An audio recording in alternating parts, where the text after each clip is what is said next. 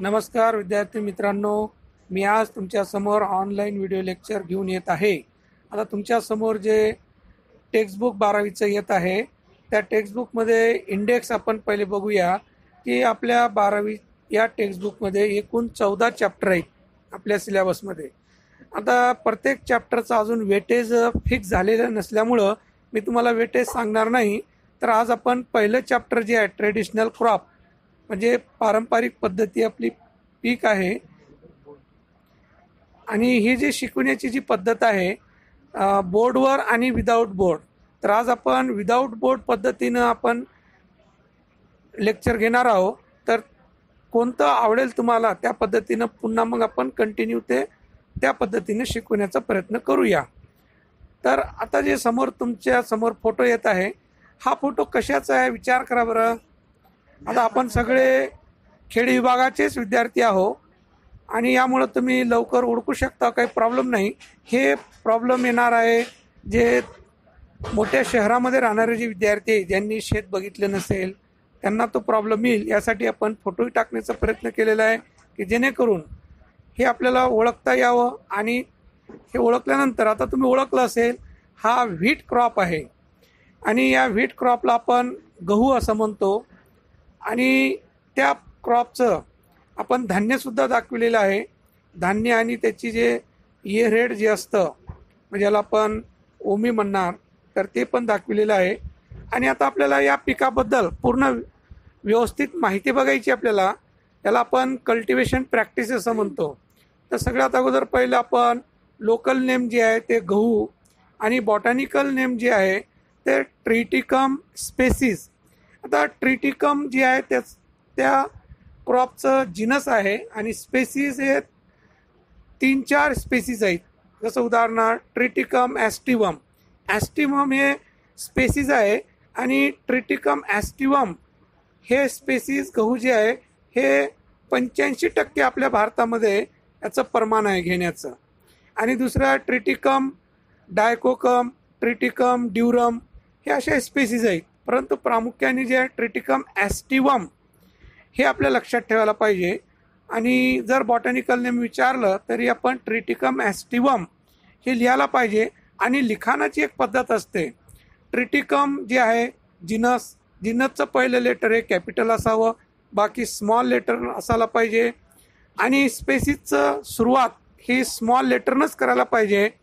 आणि दोन्ही शब्दाला म्हणजे दोन्ही वर्ड जे आहे ट्रिटिकमला वेगळी अंडरलाईन आणि ॲस्टिवमला वेगळी अंडरलाईन करायला पाहिजे, तरच आपल्याला मार्क मिळणार आहेत। तर हे बॉटॅनिकल नेम लिहिण्याची पद्धत झालेली आहे। दुसरा पॉईंट आपल्याला बघायचं आहे फॅमिली। फॅमिली जेवढे सिरियल क्रॉप असतात त्यांची फॅमिली ग्रॅमिनी, तर ग्रॅमिनी लिहित असताना पहिलं लेटर कॅपिटल असावं, बाकी स्मॉल असायला पाहिजे। आता दुसरं जे असतं ओरिजिन, ओरिजिन म्हणजे नेटिव्ह प्लेस। प्रत्येक पिकाचं नेटिव्ह प्लेस वेगळं असतं, तसं गहू या पिकाचे नेटिव्ह प्लेस हा वेगळा आहे। तर wheat crop origin depend upon their types, that is a hard wheat and soft wheat, there are 2 types. आता गहू या पिकाचे 2 टाईप्स केलेले आपण त्याच्या नेचरवरून, त्याच्या क्वालिटीवरून। जसं की हार्ड व्हीट याचं ओरिजिन जे आहे अबायसिनिया आहे। सॉफ्ट व्हीट म्हणजे याला आपण ब्रेड व्हीट असं म्हणणार, त्याचं नॉर्थ वेस्ट इंडिया किंवा south west Afghanistan and USSR हे आहे। तर आपण शॉर्टमध्ये लक्षात ठेवलं नॉर्थ वेस्ट इंडिया तर हेही चालेल। आता हे ओरिजिन जे आहे ते गव्हाच्या टाईपवरून, आणि आपण हार्ड व्हीट आणि सॉफ्ट व्हीट याचा फोटोसुद्धा आपण दाखविलेला आहे। तर हार्ड व्हीट आणि सॉफ्ट व्हीटमध्ये फरक का असतं, तर गव्हामध्ये जे ग्लुटेन नावाचं प्रोटीन असतं आणि त्या प्रोटीनच्या स्ट्रक्चरवरून ह्याचं क्वालिटी ठरलेली आहे। हार्ड व्हीट म्हटलं की ग्लुटेनचं जे पार्टिकल आहे ते लार्जर साईजचं असतं आणि सॉफ्ट व्हीटचं पार्टिकल हे फाईन असतं, म्हणून त्याला सॉफ्ट व्हीट म्हटलेलं आणि त्याला हार्ड व्हीट म्हटलं। या पद्धतीनं 2 टाईपचे ओरिजिन आहे, आपल्याला ओरिजिन लक्षात ठेवणंही आवश्यक आहे। देन नेक्स्ट पॉईंट युजेस, जसं आपण इकॉनॉमिक युजेस म्हणू शकतो किंवा युजेस। आता उपयोग आहे ना, गहू या पिकाचे बरेच उपयोग आहेत। There are so many importance और economic uses of wheat. Then first is it is a staple food in North India. Then it is mainly consumed in the form of chapati. Then grain contains starch, protein, fats, vitamins and mineral. Then among all cereal, it is good source of protein. Then used for making bread, biscuit, cake, pastry and bakery product. Also used for making rava, suji, sevia. Then good bread making quality due to gluten content. तर गहू हे महत्त्वाचं मुख्य खाद्य आहे आणि north इंडियामधलं staple food मानलं जातं. त्याच पद्धतीने आपल्या महाराष्ट्रामध्ये सुद्धा आपण गव्हाचा सर्रास उपयोग करत आहोत आणि यालाही मुख्य खाद्य मानलं जातं. पहिले आपलं ज्वारी होती, आता स्टेपल फूड म्हणून आपण भात आणि गहू याचा उपयोग करतो. आणि मुख्य तर गहू या पिकाचा उपयोग आपण चपाती बनवण्यासाठी करतो.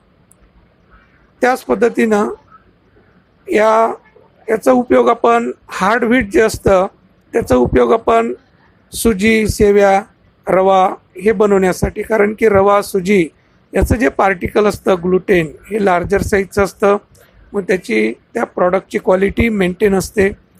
नंतर आपण गहू या पिकाचा उपयोग हे वेगवेगळ्या बेकरी प्रॉडक्ट म्हणून ते उपयोग केलं जातं. जसं ब्रेड आहे, बिस्किट आहे, केक आहे, अन्य बेकरी प्रॉडक्ट आहेत, बेबी फूड असतं. तर हे जेवढे बेकरी प्रॉडक्ट असतात याची क्वालिटी हे प्रोटीनवर अवलंबून असतं. तर गहू जेवढे सिरियल क्रॉप आहे त्यापैकी गहू असं एक आहे की त्यामध्ये प्रोटीनचे प्रमाण चांगलं आहे आणि त्याचं जे प्रॉडक्ट असतं ते प्रोटीनवर अवलंबून असतं. तर सॉफ्ट व्हीट आणि हार्ड व्हीट असे दोन टाईप आहेत. तर सॉफ्ट व्हीटचं प्रामुख्याने आपण चपाती बनवण्यासाठी आणि बेकरी प्रॉडक्ट बनवण्यासाठी, आणि हार्ड व्हीटचा उपयोग आपण रवा, सुजी, सेव्या बनवण्यासाठी वापर केलं जातं. आणि गव्हाचं पीठ जे असतं चिकट असतं, स्टिकी इन नेचर असतं, ते प्रामुख्याने ग्लुटेन असतं त्याच्यामध्ये. तर गव्हाचा उपयोग आणखीन आपण त्याचा स्ट्रॉ जे आहे ते मल्चिंग मटेरियल म्हणून वापर केलं जातं, ज्याला आच्छादन म्हणून म्हणतो आपण. आणि त्याच पद्धतीनं गहू बॅड क्वालिटी गहू जे असतं म्हणजे लो क्वालिटीचं गहू हे पोल्ट्री फीड म्हणून आपण ते खाद्य बनवण्यासाठी वापर केलं जातं. तर these are the economic uses of wheat. Then next point, ecology. In ecology includes soil and climate. Then this point can be asked in exam 2 mark. Then it can be written by separate, soil and climate.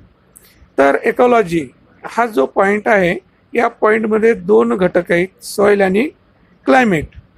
तर आपल्याला गहू याला soil कशी असायला पाहिजे, माती कशी असायला पाहिजे, जमीन कशी असायला पाहिजे. तर it can B grown wide range of soil. गहू हे पीक कोणत्याही जमिनीमध्ये येऊ शकतं, त्याचा काही प्रॉब्लेम नाही आहे.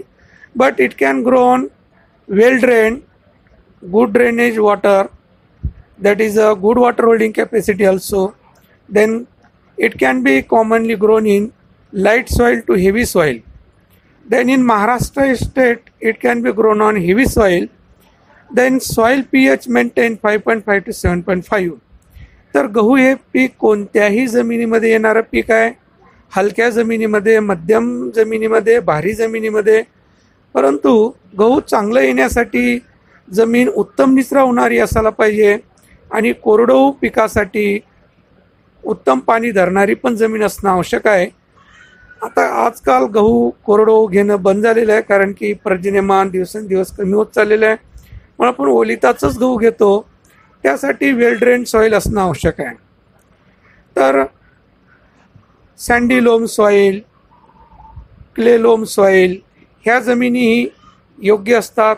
परंतु आपल्या महाराष्ट्र राज्यामध्ये गहू पीक घेण्यासाठी heavy soil it can be very suitable. तर जमिनीचं सामूह जे असतं तर ते गहू पिकाला 5.5 ते 7.5 या दरम्यान असायला पाहिजे. In ecology next point, climate. Then wheat crop grown temperate crop. It is a temperate crop. Then it requires cool and dry climate. Then it requires optimum temperature range should be 7 to 21 degrees centigrade. Then average rainfall is about more than 750 millimeter, means 750 to 1600 millimeter. Then high humidity is harmful due to more incidence of pest and diseases, that is a spread the rust disease. तर गहू हे पीक शीतकटिबंधातील आहे, म्हणजे temperate crop आहे, हे मुद्दा लिहिणं फार गरजेचं आहे. त्यानंतर आपण त्याला हवामान कसं असायला पाहिजे हे लिहिणं आवश्यक आहे. जसं की it require cool and dry climate, तर थंड आणि कोरडं हवामान मानवतं. त्याच पद्धतीला तापमान किती असायला पाहिजे, तर तापमान सरासरी 7 ते 21 डिग्री सेंटीग्रेड दरम्यान तापमान जर असेल तर गहू हे पीक जोमदार येतं. आणि त्यापेक्षा कमी तापमान झालं तरी त्याच्यावर इफेक्ट होतं, आणि जास्त तापमान झालं तरी त्याच्या ग्रोथवर ॲडवर्स इफेक्ट होतं आणि उत्पादन जसं मिळालं पाहिजे तसं मिळत नाही. तर तसं गहू हे आपण ओलिताचा गहू घेत असल्या कारणाने पर्जन्यमानाचा तेवढं काही परिणाम होत नाही. जेव्हा आपल्याला कोरडो गहू घ्यायचं असेल तर तेव्हा पर्जन्यमान हे 750 मिलीमीटर पेक्षा जास्त असायला पाहिजे, आणि ते 1600 मिलीमीटरपर्यंत असायला पाहिजे. गहू हे पीक फारच ससेप्टेबल असतं जास्त ह्युमिडिटीला, ढगाळ वातावरणाला. असं वातावरण जर असेल तर एकाएकी रोगाचा प्रादुर्भाव वाढतं, आणि तो रोग म्हणजे रस्ट, हा रोगाचा प्रादुर्भाव जास्त वाढतं. त्यासाठी गहू या पिकाला क्लिअर वेदर असणं आवश्यक आहे. दिवसा सनी डेज असायला पाहिजे, आणि रात्रीच्या वेळेस थंड जास्त असायला पाहिजे. तर सकाळी दवबिंदू जास्त पडणार. जेवढं जास्त दवबिंदू पडणार तेवढं गहू पीक हे जोमदार येईल. त्याच पद्धतीनं जेवढे रबी क्रॉप असतात त्यांना असं वातावरण फार मानवतं. तर हे 4 पॉईंट यामध्ये मेन्शन करणं आवश्यक आहे. नंतर आपण नेक्स्ट पॉईंट बघणार आहोत, लँड प्रिपरेशन, प्री टिलेज, यालाच आपण पूर्व मशागत असं म्हणतो. Then wheat crop require loose, sprayable and pulverized seed bed and compact seed bed. So land should be deep plowing immediately after harvest of previous crop by the help of iron plow or tractor plow up to 20 to 25 centimeter deep. Then after plowing, land should be clod crushing by the help of clod crusher. Then 2 to 3 times crosswise harrowing up to good soil till. Then after it can be apply 10 to 15 cartload of FYM per hectare before last harrowing. Then land should be leveling, and then collect and destroy previous crop stubble, and then ready for sowing. For irrigated wheat crop, open the ridges and furrow. That different system, that is a Sara yantra also, then a bed also, then different system for supply the irrigation water. तर विद्यार्थी मित्रांनो, गहू हे पीक येण्यासाठी जमीन जी असायला पाहिजे ती लूज असायला पाहिजे, फ्रेबल असायला पाहिजे, पल्वराईज असायला पाहिजे आणि कॉम्पॅक्ट असायला पाहिजे. कारण की गहू या पिकाचे जे मुळं असतात तंतुमय मुळं असतात, बारीक मुळं असतात आणि जाळीदार मुळं असतात, आणि याची वाढ होण्यासाठी जमीन फारच लूज असणं आवश्यक आहे. यासाठी पूर्व मशागत आपण योग्य पद्धतीनं करायला पाहिजे. तर योग्य पद्धतीमध्ये आपण काय करणार आहोत की अगोदरचं पीक निघाल्याबरोबर खोल लोखंडी नांगरणी करणे, त्यानंतर ढेकळे फोळणी करणे, त्यानंतर 2-3 वेळेस आळू आणि उभं पाळी मारणे, ज्याला आपण कुळवणी करणं म्हणतो, त्यालाच हॅरोईंग असं म्हणतात. त्यानंतर जमिनीमध्ये जे काही काडी कचरा असेल ते जमा करणे, जाळून टाकणे. त्यानंतर 10 ते 15 गाड्या शेणखताच्या प्रति हेक्टरी देणं आवश्यक आहे. त्यानंतर जमीन लेवल करून घ्यायला पाहिजे, कारण आपलं ओलिताचं पीक आहे. तर पेरणी करून आपल्यालाही इरिगेशन बेड तयार करता येतं. काही वेळेला आपण अगोदर इरिगेशन बेड तयार करतो, कारण की ट्रॅक्टरनं जर पेरणी करायची असेल तर ऑलरेडी सोईंग आणि open the ridges and furrow at a time चालू असतं. अगोदर रिजेस तयार होत असते, त्याच्या मागं पेरणी सुरू असतं, म्हणजे ॲट ए टाईम काम होत असल्या कारणाने तर हे ब्रॉड रिच पद्धतीनं याची पेरणी केली जाते. आता पेरणीच्या वेगळ्या पद्धती आहेत. तर त्यानुसार त्याचं लेआउट करणं आवश्यक आहे. तरी आपलं लँड प्रिपरेशन झालं. त्यानंतर आपण sowing season and sowing time. तर सोईंग सीझन जे आहे वीटचं ते रबी सीझन आहे. सीझन विचारलं तर आपल्याला रबी सीझन लिहिणं आवश्यकच आहे.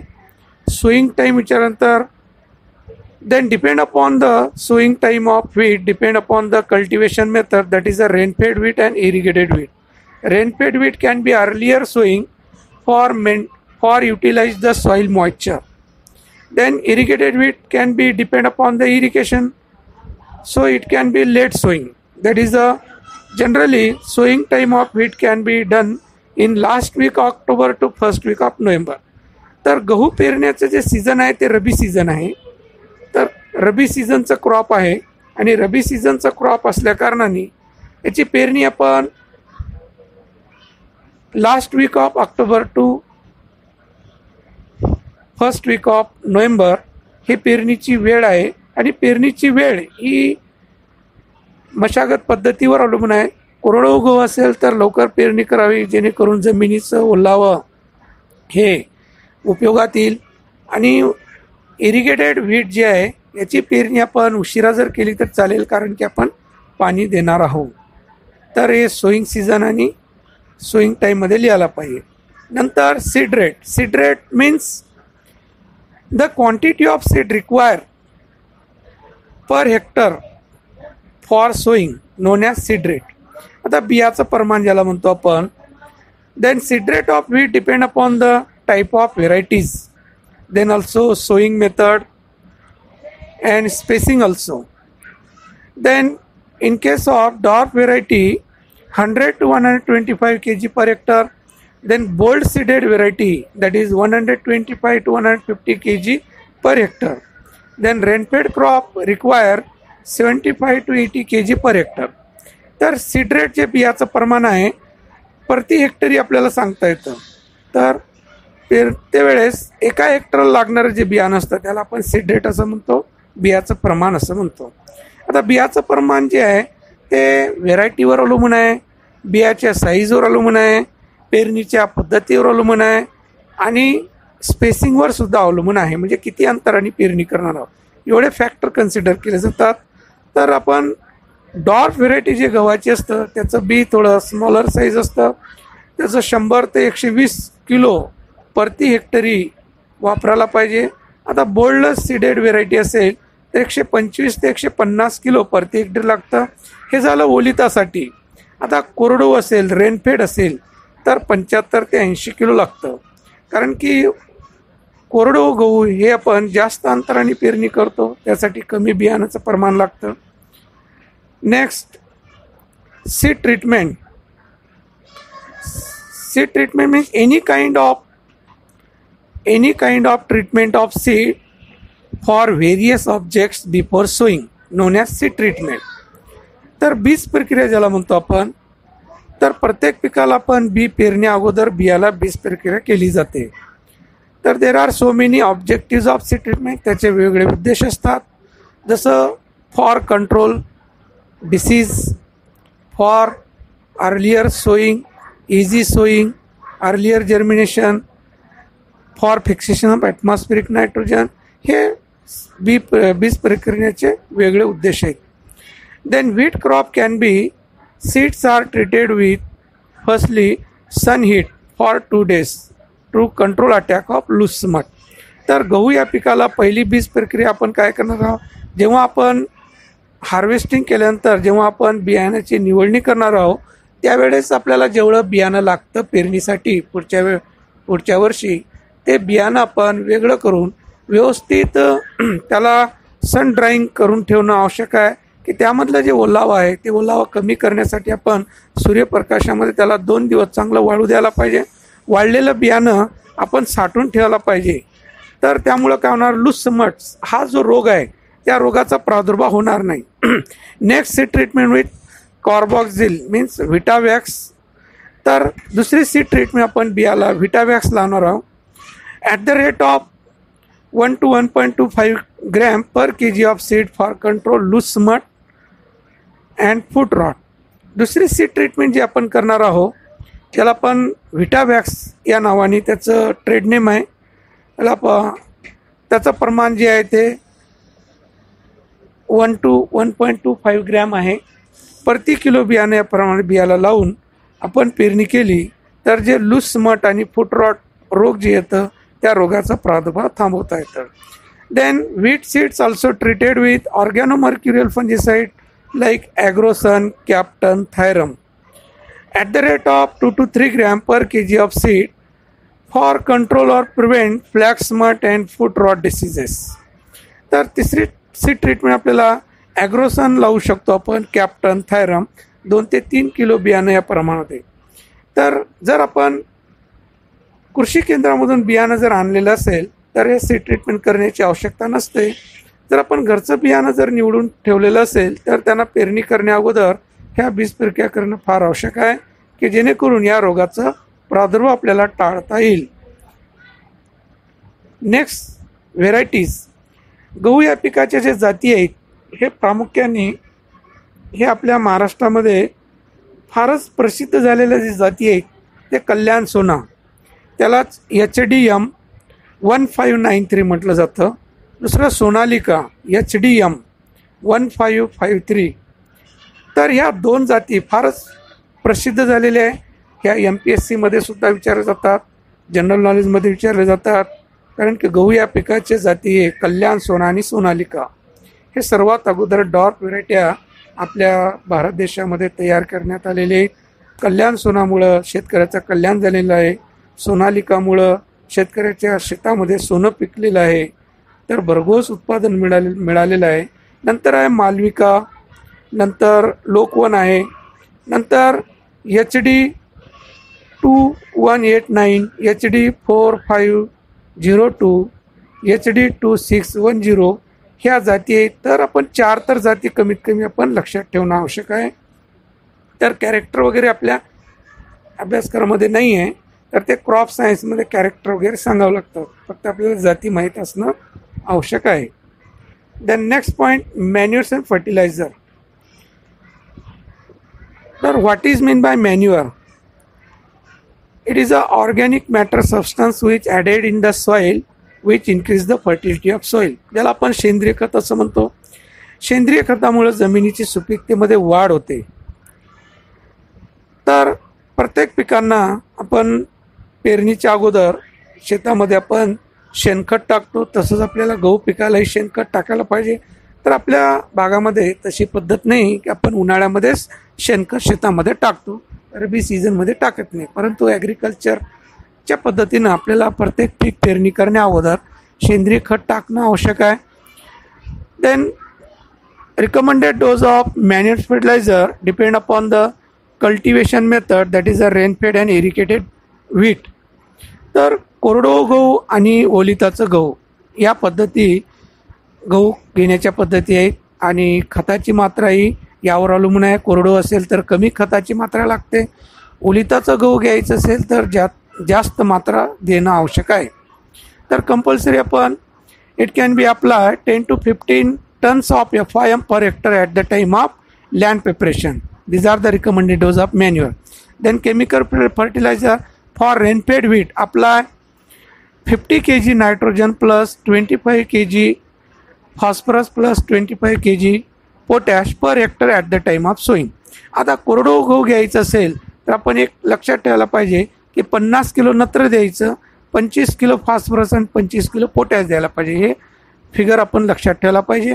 आता जे बुकनं रिकमेंडेड केलेलं आहे ते 25 to 50 म्हटले नायट्रोजन. तर आपण कन्फ्यूज न होता आपण 50 kg nitrogen, 25 kg phosphorus plus 25 kg potash per hectare at the time of sowing.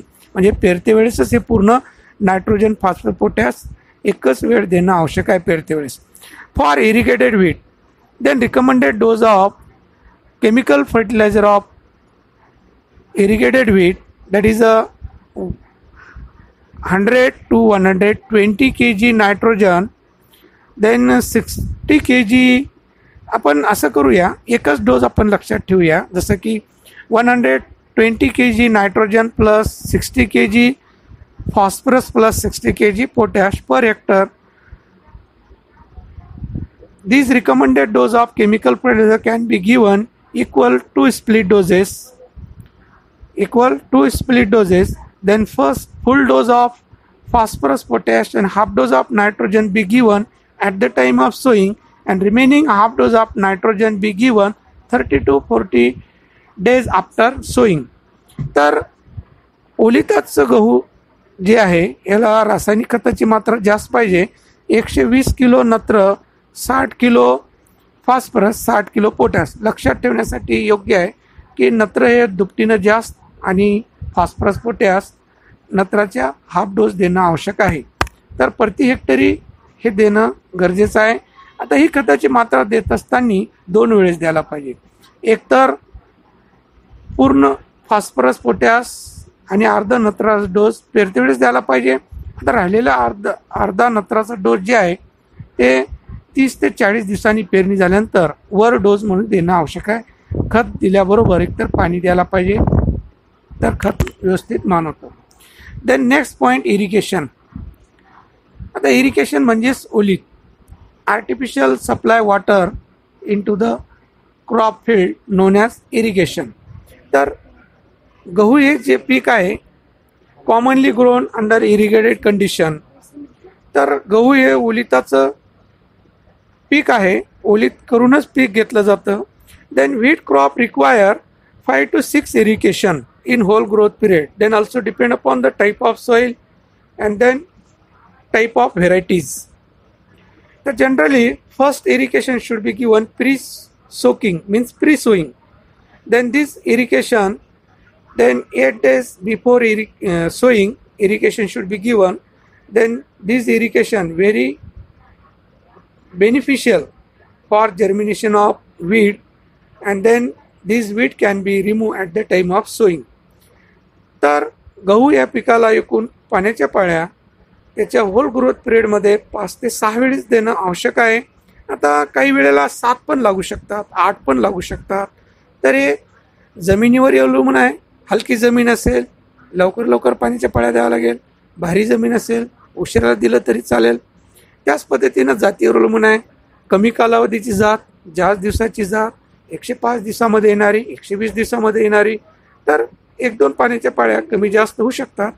आता पाण्याच्या पाळ्या देत असताना पहिली पाण्याची पाळी ही पेरणी अगोदर दिलं तर आपलं एक खुरपणीचं खर्च वाचतं आणि पेरणीसुद्धा युनिफॉर्म होते, चांगली होते, काही अडथळा निर्माण होत नाही.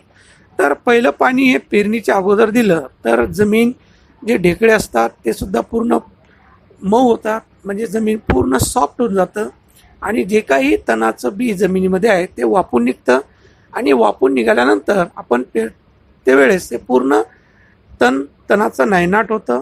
मग आपली एक खुरपणीचं खर्च वाचतं. यासाठी आपण प्री सोकिंग इरिगेशन देणं आवश्यक आहे. नंतरच्या पाण्याच्या पाळ्या जे आहेत ते critical growth stage, depend upon the critical growth stages.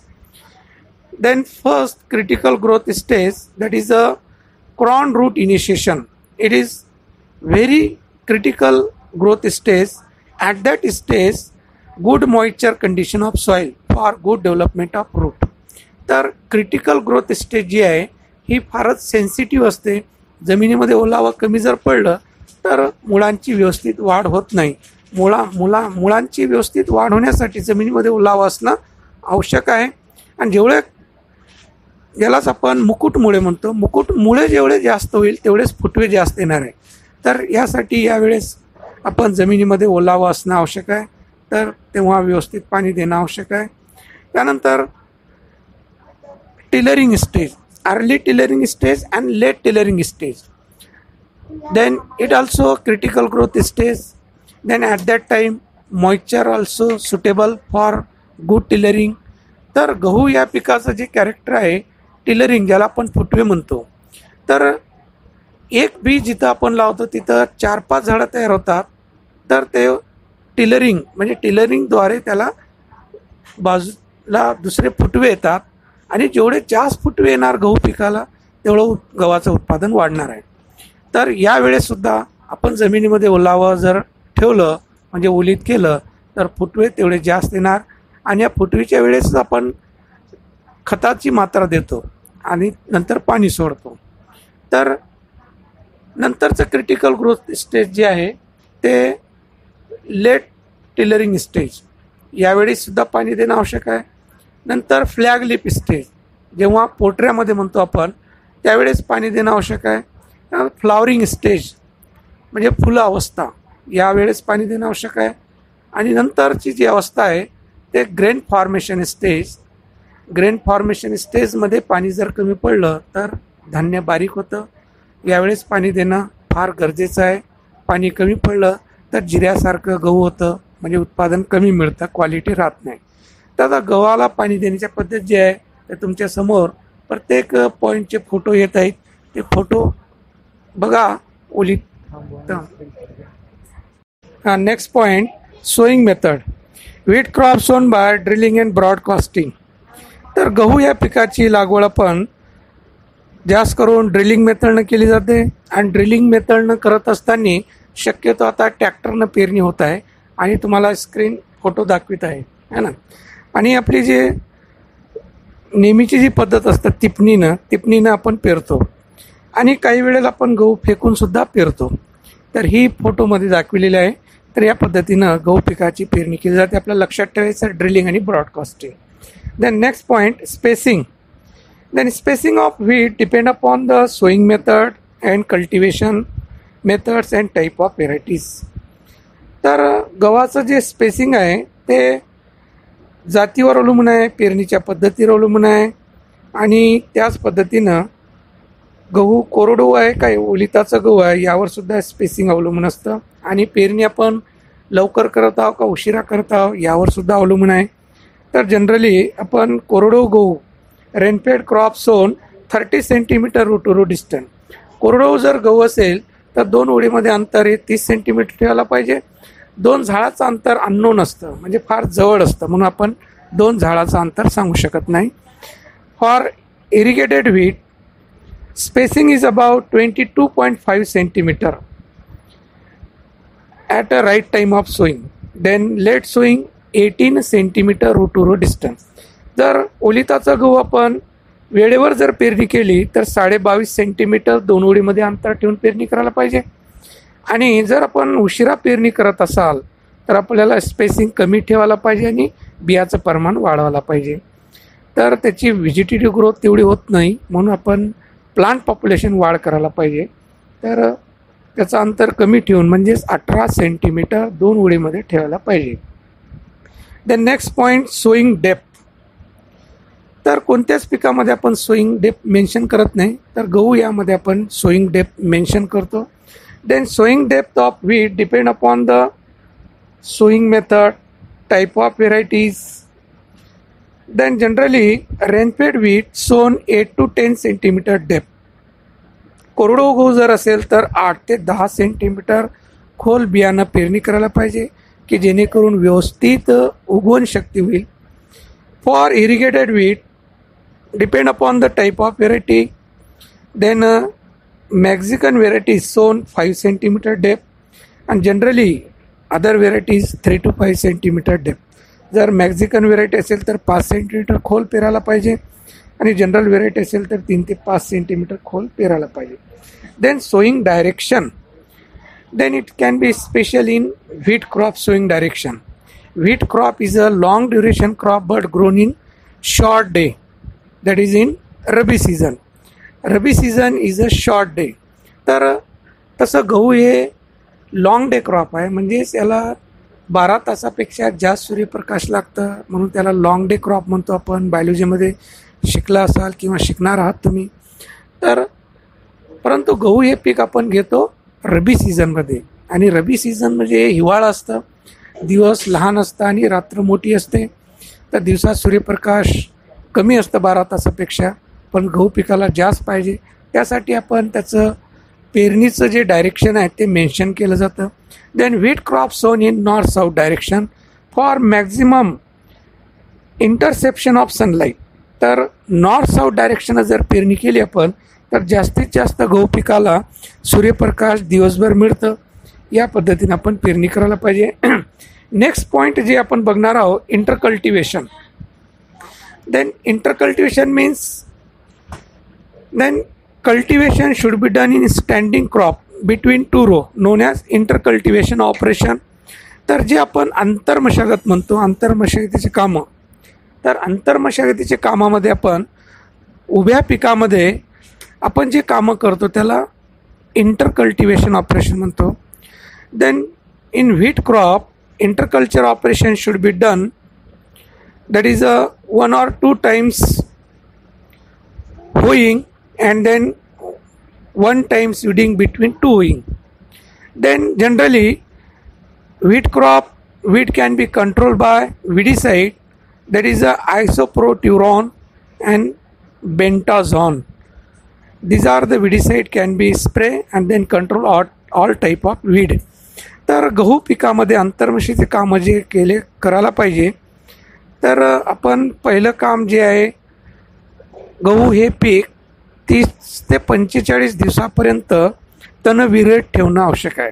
मग तणाचा बंदोबस्त करण्यासाठी आपल्याला एकतर आपण कोळपणी करतो आणि खुरपणी करतो. कोळपणी ही 1 ते 2 वेळेस करायला पाहिजे आणि 2 कोळपण्यामध्ये 1 खुरपणी करायला पाहिजे.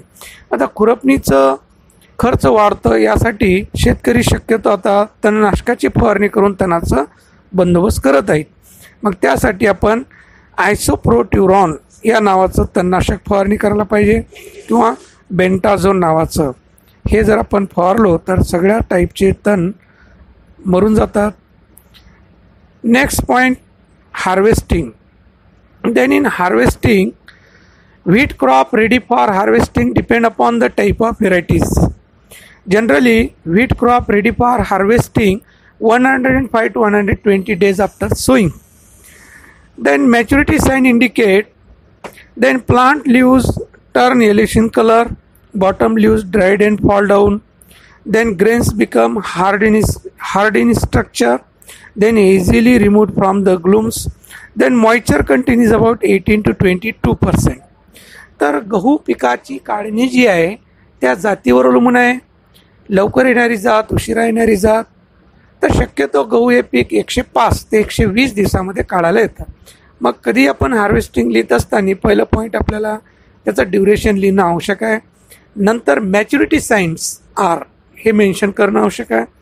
म्हणजे त्याचे लक्षणे कोणते आहेत, काढणीचे लक्षणे. तर पहिलं लक्षणं, पूर्ण पीक आपल्याला पिवळं झालेलं दिसतं, खालचे पानं वाढलेले आणि ड्राय झालेले दिसतात. ओमीमध्ये धान्य जे आहे हार्ड झालेलं दिसतं. ओमीमधून धान्य इझिली आपण त्याला बिटिंग केलं तर निघून येतं आणि त्यामध्ये धान्यामध्ये ओलावा 18 ते 22% असतं. तर हे maturity sign. The next, harvesting is done by cutting the plant close to the ground with the sharp sickle. Then after harvested plant tied into bundle and carried out into threshing yard. Then threshing should be done by thresher machine, then trampling and also beating. Then generally power thresher machine can be available. Then it can be grain threshing, then clean seed fill into gunny bags. Nowadays mechanical harvester can be available, that is a combine harvester ज्याला म्हणतो आपण. तर harvesting करत असताना गव्हाची जे पारंपरिकची पद्धत आहे आपली, तर गहू काढणीला आलं की आपण त्याचं अबाव ग्राउंड लेवलपासनं गव्हाचे झाडं आपण कट करतो आणि कट करून त्याचे लहान लहान बंडल तयार करतो, पेंड्या बांधतो आणि ते पेंड्या एका जागी आणून त्याला 1-2 दिवस वाळायला ठेवतो आणि त्याच जागेवर थ्रेशर मशीन आणून काढून घेतो. आता जे खडा पद्धत जे असतं, बळून काढणं वगैरे, ह्या पद्धती बंद झालेल्या आहेत आणि ते आपण फोटो टाकलेला आहे. तर दोन्ही पद्धतीनं आपण हार्वेस्टिंग करतो, ते आपण फोटोमध्ये दाखविलेलं आहे. ते चांगल्या पद्धतीनं बघा.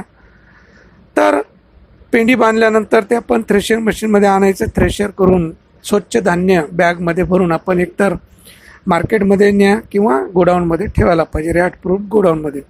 नंतर नवीन जी पद्धत निघालेली आहे हार्वेस्टर कम थ्रेशर, हे हार्वेस्टर कम थ्रेशर जे आहे हे सगळे कामं ॲट ए टाईम केले जातात.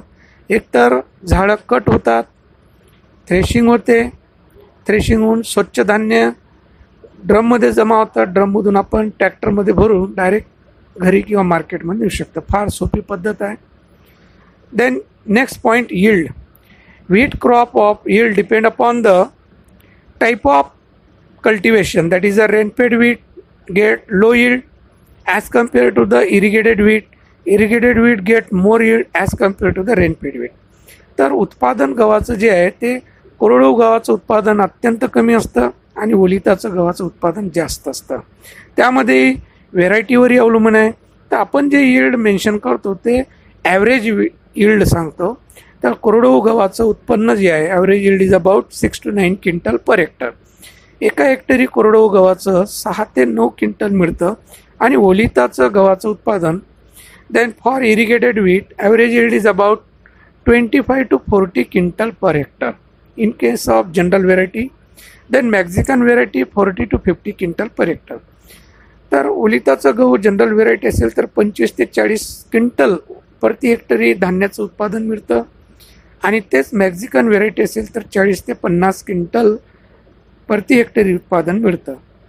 देन लास्ट पॉईंट आपण एक्सप्लेन करणार आहोत पेस्ट अँड डिसीजेस. तर याची आपण व्यवस्थित फोटो टाकलेले आहेत. तर important pest then wheat crop do not serious affected by paste.